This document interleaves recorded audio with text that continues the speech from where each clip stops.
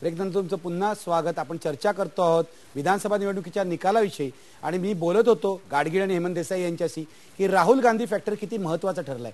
मी जातोय नितीन गडकरींकडे। नितीनजी, मला सांगा, राहुल गांधी फॅक्टर खूप महत्त्वाचा आहे, राहुल गांधींचा इमर्जन्स झालाय असं आज काँग्रेस नेत्यांनी सांगितलं, काय म्हणणं आहे तुमचं?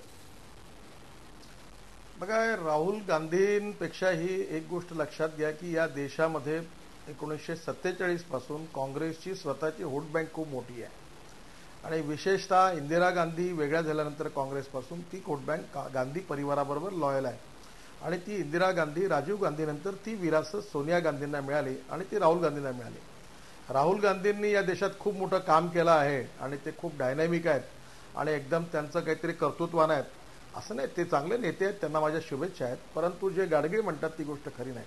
ते जर एवढे करिश्मॅटिक लीडर आहेत तर मग उत्तर प्रदेशमध्ये का बरं काँग्रेसचे 12 वाजले, कर्नाटकमध्ये काँग्रेस का हरली आणि छत्तीसगडमध्ये देखील त्यांनी खूप प्रचार केला होता। पण एक गोष्ट खरी आहे की नवीन 21व्या शतकातलं जे राजकारण चालू आहे ते राजकारण जी तरुण पिढी येते आहे, कारण स्वातंत्र्य ज्यांनी बघितलं त्याच्यानंतर पिढी आता बदलत चाललेली आहे आणि या पिढीला आता ही 21व्या शतकातली इन्फॉर्मेशन टेक्नॉलॉजी आणि बायोटेक्नॉलॉजीचा विचार करणारी आहे, कॉम्प्युटरची पिढी आहे, तरुण मूल माणसं आहेत आणि म्हणून यांचे विचार जे आहेत ते आधुनिकतेचे आहे आणि विकासाचे आहेत आणि त्यामुळे नवीन चेहरा त्यांना पसंत पडणं स्वाभाविक आहे। परंतु हे जे काही काँग्रेसचं यश आहे हे काँग्रेसची पूर्व परंपरागतच वोट बँक आहे। तुम्ही अगदी 47 पासून जर तुम्ही अगदी बरोबर आहे नितीनजी, मी येतो तुमच्याकडे परत। मला तुम्हाला पुढचा प्रश्न असा विचारायचा आहे की या निवडणुकांचा लोकसभा आणि आगामी विधानसभा निवडणुकींवर काय परिणाम होईल? तुमच्या आधी मी हाच प्रश्न गाडगिळांना विचारतो। गाडगीळ, काय परिणाम होईल महाराष्ट्रात आणि लोकसभा निवडणुकीवर? असं आहे की मी काय या निकालाने हुरळून जाणारा माणूस नाही आहे। 15-20 वर्षाचा मला असं वाटतं काँग्रेसने बेसावध राहता कामा नये। अगदी बरोबर आहे, मी तरी अशा म्हणजे काँग्रेसने अजिबात बेसावध राहून चालणार नाही। याचं कारण असं आहे की गेल्या 15-20 वर्षाचं जे आपण इलेक्शनचे ट्रेंड बघितले, 1984 साली 400-450 जागा काँग्रेसला आपल्या मिळाल्या आणि अवघ्या 6 महिन्यात 8 राज्यामधनं काँग्रेस उखडली गेली। पुन्हा वर्ष दीड वर्षामध्ये काँग्रेस पुन्हा सत्तेवर आली। महाराष्ट्रामध्ये आपण बघितलं तर 99 साली काय परिस्थिती होती आणि लगेच 2000 आणि 2004ला पुन्हा काँग्रेस सत्तेवर आली। तेव्हा इथला जो भारतातला मतदार आहे तो इतका सुजाण आहे आणि त्यामुळे त्याला गृहीत धरून चालता येणार नाही की आज आम्हाला मतदान केलं म्हणजे उद्या सुद्धा आम्हाला मतदान करेल अशी परिस्थिती नाही। त्याच्याकरता पुढले 4-6 महिने जे काही लोकसभेच्या इलेक्शनला आहेत तिथे आम्हाला खूप मेहनत घ्यावी लागणार आहे, कारण शेवटी लोकसभेचे इश्यूज सुद्धा वेगळे असणार आहे, राष्ट्रीय पातळी आर्थिक इश्यू येणार आहे। बरोबर आहे, तुम्ही खूप मोलाचं काँग्रेस जनांना सांगितलेलं आहे। मी जातोय गडकरींकडे। गडकरी, मला सांगा, शिवसेना आणि बीजेपी यांचा जो अलायन्स आहे, युती जी आहे, तिला आतापर्यंत असं वाटत होतं की आपल्याला केकवॉक आहे या निवडणुकीमध्ये, आगामी लोकसभा आणि विधानसभा निवडणुकीमध्ये। आजच्या निकालानंतर तुमचं जे परसेप्शन आहे, तुमचं जे मत आहे ते बदललंय का? बघा, हा केकवॉक हा शब्द काही योग्य नाही आहे।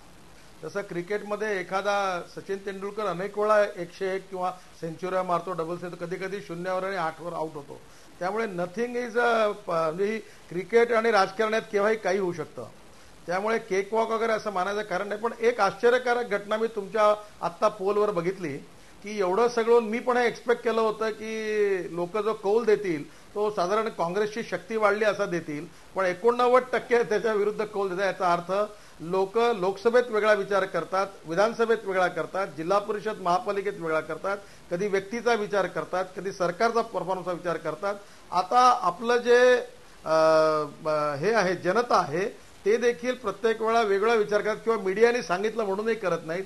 त्यामुळे येणाऱ्या लोकसभेच्या निवडणुकीमध्ये या विधानसभेच्या निवडणुकीचा तसाच परिणाम असं काही सांगता येत नाही। ज्या राजस्थानमध्ये आज आम्हाला कमी पडले, कदाचित त्याच लोकसभेच्या आम्ही तिथे जास्ती जागा जिंकू शकतो। त्यामुळे हे आज एकदम काही सांगणं बरोबर होणार नाही आणि कुठलीही गोष्ट राजकारणात पक्की नसते, पक्की नसते। अगदी बरोबर आहे गडकरी साहेब, माझा वेळ संपलेला आहे। मला सांगा हेमंत देसाई, शेवटी 30 सेकंदात तुम्ही काय सांगाल, काय परिणाम होईल आगामी निवडणुकीवर या निवडणुकीचे? 2004च्या अगोदर ज्या 5-6 विधानसभा निवडणुका झाल्या त्यामध्ये भाजपला विजय मिळाला होता, पण त्यानंतरच्या ज्या निवडणुका झाल्या लोकसभाच्या त्याच्यामध्ये त्यांचा पराभव झाला। आता सातत्याने काँग्रेसचा अनेक निवडणुकांमध्ये 15-16 ठिकाणी पराभव झालेला आहे। त्यावेळी काँग्रेसचं आता मनोबळ त्याच्यामुळे थोडंसं सावरलेलं आहे। पण याचा अर्थ केंद्र सरकारला, युपीए गव्हर्नमेंटला पुढच्या 2009च्या निवडणुकामध्ये यश मिळेल असं नाही. मला असं वाटतं की या निकालांमुळे भाजप आणि काँग्रेस दोघांनाही वॉर्निंग दिलेली आहे.